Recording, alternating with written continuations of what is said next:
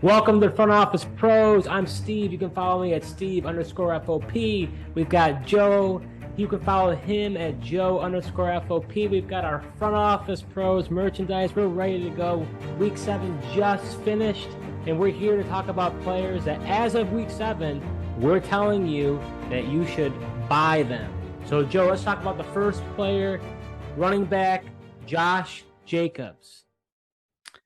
Yeah, Steve, he was a player. I mean, as we talked a couple weeks ago here, we are saying kind of beware of the guy after his big performance against the Broncos. But since then, I mean, he's getting the lion's share of the workload in that backfield with the Raiders. That's one thing we were a little concerned about with him. He's been absolutely killing it. I mean, 3 touchdowns this past weekend. Can't expect that every week, but over 100 yards. I mean, he's just been a smash play lately, and no reason to see that slowing down for the Raiders offense. Yeah, I think one of the things, the reason why you and I were concerned about him in the beginning was we just didn't think the fifth year option, the Raiders declining that was kind of odd. And then from there, we didn't know if McDaniels would really commit to him alone.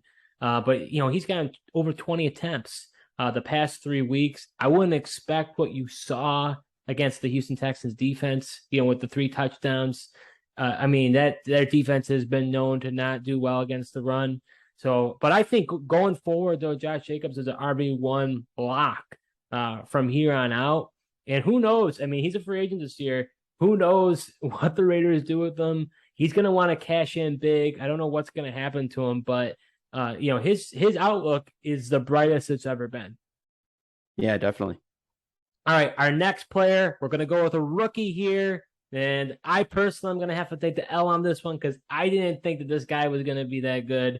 But let's talk about running back Kenneth Walker. Yeah, Steve. I mean, I told you he was one of my favorite running backs in the draft. I know there was Brees Hall, but I actually will say I said he was my favorite. You said I was kind of crazy, but being a Big Ten guy, watching him at Michigan State, he was dominant there. And now you're seeing it. I mean, last week he had the big breakout run against the Chargers there. That was pretty impressive. Showed off his speed. He's got the big play potential. He's breaking a lot of tackles. And now that Rashad Penny's out of the way, he's ready to take over that backfield and take over your fantasy lineups here from here on out. Yeah, I mean, with the Rashad Penny injury, that was significant. That gave anytime when injuries happen in the NFL, it could give you that window of opportunity that you need to really come on the scene. That's what he needed. The thing is, for me, was my hesitation was there was no, or not say no, but we wondered if there was the dual threat ability with Walker. No, not denying his running talent, but could he be a running back that catches the football out of the backfield? And so far, we've not seen that, but it hasn't mattered because he is he has been so efficient. And he has been so good at running the ball. He reminds me of not just say the player composition, comparison, but he reminds me a little bit of a Nick Chubb, where Nick Chubb has been a great running back this year. A lot of people didn't expect that out of him, but he's getting that volume and he's producing. And that's the same thing with Kenneth Walker. And so, Penny's only a 1-year deal. He's an afterthought now. It's Walker, and it's going to be Walker for quite some time. So I think you got to buy him moving forward. Yeah, absolutely. Now he can catch the ball. I know they haven't shown it, didn't show it at Michigan State, but Geno Smith, I don't think he really checks down the ball that much. He does have that catching ability, so that is something if they wanted to check things down to the running back, he is definitely capable, but I understand he hasn't shown it quite yet. All right, so our last player, this is another rookie. Now, Joe, I've been pretty high on this guy from the get-go. You weren't as much, but hey, it's a give and take here between you and me. It's wide receiver George Pickens.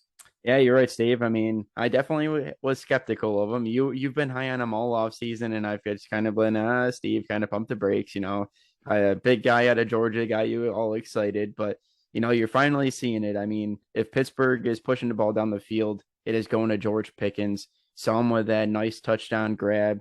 He had that kind of Odell Beckham-esque catch earlier in the year. So I mean, the big plays are there.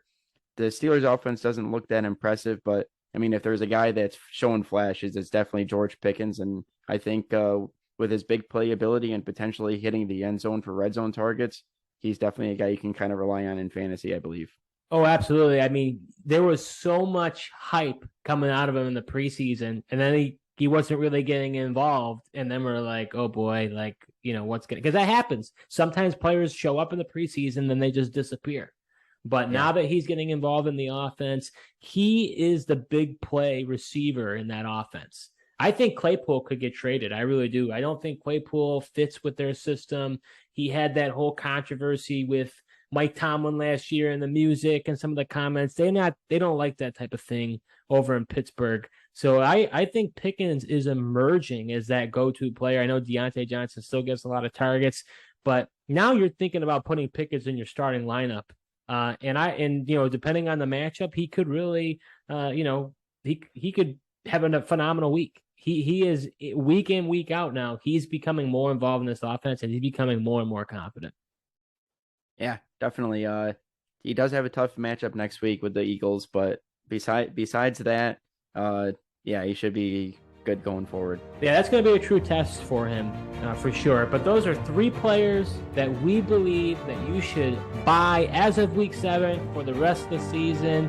We ask you to like and subscribe, hit that notification bell. Like we said, we were a relatively new channel. We're trying to pump out some good video content for you on a weekly basis. So thank you for watching, and until next time.